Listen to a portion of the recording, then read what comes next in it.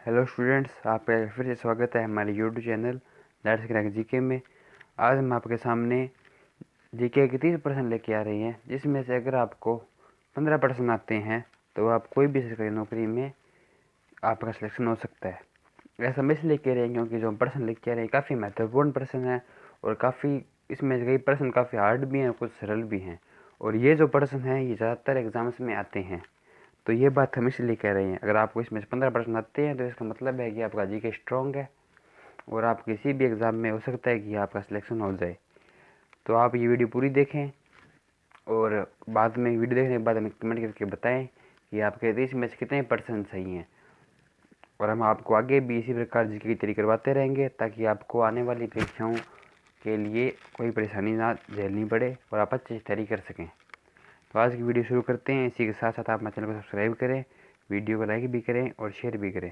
तो चलिए आज की वीडियो में शुरू करते हैं। पहला प्रश्न जो हमें दे रखा है वो प्रश्न है शिवाजी की माता का क्या नाम था।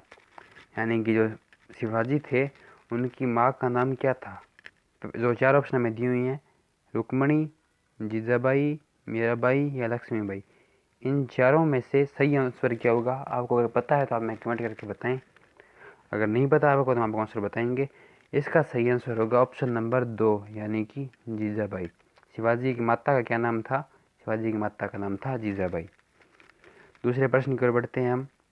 दूसरा प्रश्न में दिया हुआ है ऋग्वेद के सबसे प्रमुख देवता कौन है। यानी कि ऋग्वेद के अनुसार जो देवता सबसे प्रमुख सबसे ऊपर हैं वो देवता कौन है। ऑप्शन 4 में दिए हुए हैं विष्णु, महादेव, इंद्र या फिर राम। इन चारों में से सही उत्तर कौन सा है। तो इसका सही उत्तर होगा इंद्र, जो कि ऑप्शन नंबर हमारा तीसरा है। तो इसका सही उत्तर है ऑप्शन नंबर 3 इंद्र। ऋग्वेद के सबसे प्रमुख देवता इंद्र है। तीसरे प्रश्न की ओर बढ़ते हैं, जो कि हमें दिया हुआ है कि न्याय की जंजीर किसे कहते हैं। यानी कि आपने ये नाम सुना होगा न्याय की जंजीर, तो ये नाम किसके लिए दिया गया है। ऑप्शन 4 दिए हुए हैं अकबर, हुमायूं, शाहजहां या फिर जहांगीर। इन चारों में से न्याय की जंजीर किसे कहते हैं। तो इसका सही उत्तर क्या होगा। अगर आपको आता है ये उत्तर तो आप हमें कमेंट करके बताएं। इसका सही उत्तर होगा जहांगीर। यानी कि जहांगीर को हम कहते हैं न्याय की जंजीर। चौथा प्रश्न हम देखते हैं क्या दिया हुआ है। चौथा प्रश्न दिया हुआ है कि भारत का नेपोलियन किसे कहते हैं। ये तो काफ़ी सरल प्रश्न है और आपको ये आना भी चाहिए। इसके ऑप्शन दिए हुए हैं कनिष्क, श्रीगुप्त, समुद्रगुप्त या फिर जयदेव। तो सही उत्तर इसका कौन सा होगा। इसका सही उत्तर होगा ऑप्शन नंबर 3 जो है समुद्रगुप्त। काफ़ी आसान प्रश्न है और आपने ये पहले सुना भी होगा। पांचवा प्रश्न काफ़ी इंपॉर्टेंट प्रश्न है कि बक्सर का युद्ध कब हुआ। यानी कि जो बक्सर का युद्ध था वो कौन से सन में हुआ। 1541 में, 1764 में, 1432 में या फिर 1654 में। इन चारों में सही उत्तर कौन सा है। इन चारों में सही उत्तर होगा ऑप्शन नंबर 2 यानी कि 1764 में जो है बक्सर का युद्ध हुआ था। छठे प्रश्न की ओर बढ़ते हैं। ये भी काफ़ी महत्वपूर्ण प्रश्न है और जो प्रश्न आपको इस वीडियो में दिखाएंगे हम वो प्रश्न काफ़ी इंपॉर्टेंट क्वेश्चन हैं और वो एग्ज़ाम में आ सकते हैं। तो आप वीडियो हमारी पूरी वीडियो देखना। अगर आप बीच में वीडियो छोड़ देंगे तो इससे आपको कोई फ़ायदा नहीं होगा। छठा प्रश्न जो हमें दिया हुआ है वो है कि भारत का सबसे प्राचीन वेद कौन सा है। ऋग्वेद, सामवेद, यजुर्वेद या अथर्ववेद। इन चारों में से सही उत्तर हमारा क्या होगा आप हमें कमेंट करके बताएं।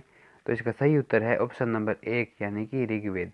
जो ऋग्वेद है वो सबसे प्राचीन वेद है। सातवां प्रश्न देखते हैं हम कि तुगलकनामा किसने लिखा था। यानी कि तुगलकनामा जो किताब है मोहम्मद तुगलक पे वो किसने लिखा था। मोहम्मद तुगलक ने, बाबर ने, अमीर खुसरो ने या फिर औरंगजेब ने। इन चारों में से सही उत्तर कौन सा होगा। इन चारों में सही उत्तर है ऑप्शन नंबर 3 यानी कि अमीर खुसरो ने लिखा था तुगलकनामा। आठवें प्रश्न की ओर बढ़ते हैं, जो कि है राजस्थान का इतिहास का जनक कौन है।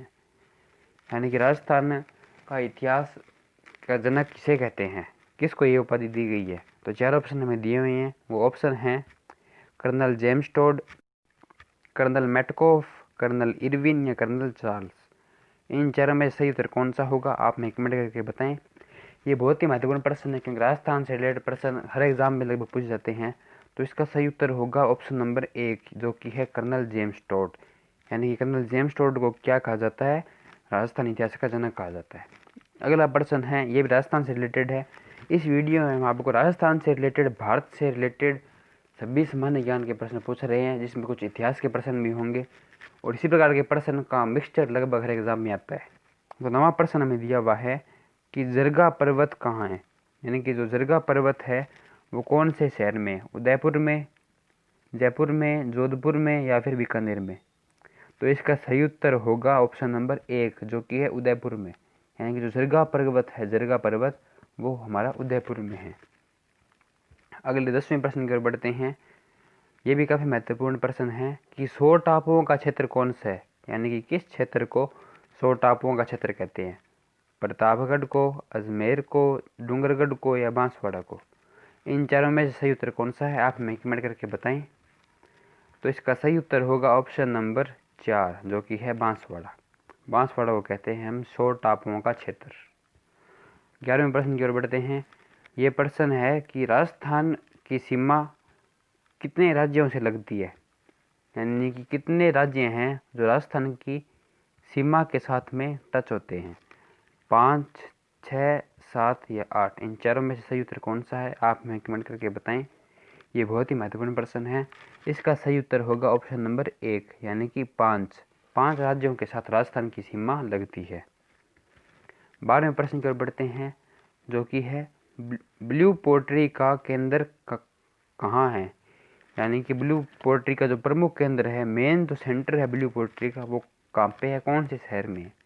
उदयपुर में, जयपुर में, जोधपुर में या फिर अजमेर में। तो इसमें सही उत्तर कौन सा होगा, आप कमेंट करें। तो इसका सही उत्तर होगा ऑप्शन नंबर 2 यानी कि जयपुर में। 2 नंबर ऑप्शन जो है वो हमारा सही ऑप्शन होगा। 13वें प्रश्न की ओर बढ़ते हैं और ये भी बहुत ही महत्वपूर्ण एक प्रश्न है। इस प्रश्न में दिया है कि हवा महल का निर्माण किसने किया, यानी कि हवा महल जयपुर में है, काफ़ी फेमस जगह है वो, तो उसको किसने बनवाया था। 4 ऑप्शन दिए हुए हैं, सवाई जय सिंह, अकबर, सवाई प्रताप सिंह या राजा करण सिंह। तो इन चारों में से किसने हवा महल का निर्माण किया।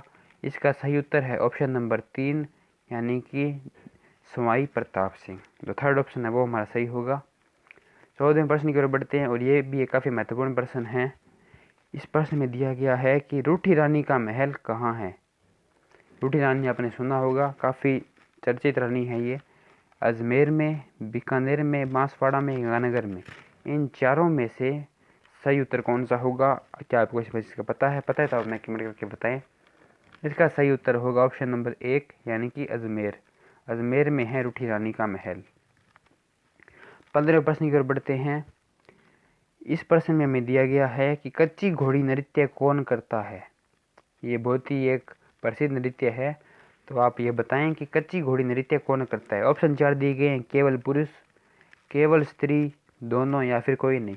यानी ये नृत्य कौन करता है, क्या पुरुष अकेले करते हैं या फिर पुरुष और स्त्री दोनों करते हैं या फिर स्त्री अकेले करती है। तो इसका सही उत्तर है ऑप्शन नंबर 1 जो कि है पुरुष। केवल पुरुष ही इस नृत्य को करते हैं जिसका नाम है कच्ची घोड़ी नृत्य। ये एक बहुत ही महत्वपूर्ण प्रश्न है। 16वां प्रश्न हमें दिया गया है कि राजस्थान के पहले सीएम कौन है। जो प्रथम सीएम बने थे राजस्थान के वो कौन है, सीएम कौन है राजस्थान के। शेखावत सिंह, हीरालाल शास्त्री, मोहनलाल गुप्ता या फिर अशोक गहलोत। इन चारों में सही उत्तर है हमारा ऑप्शन नंबर 2 जो कि है हीरालाल शास्त्री। हीरालाल शास्त्री राजस्थान के पहले सीएम बने गए थे, फर्स्ट सीएम थे हीरालाल शास्त्री।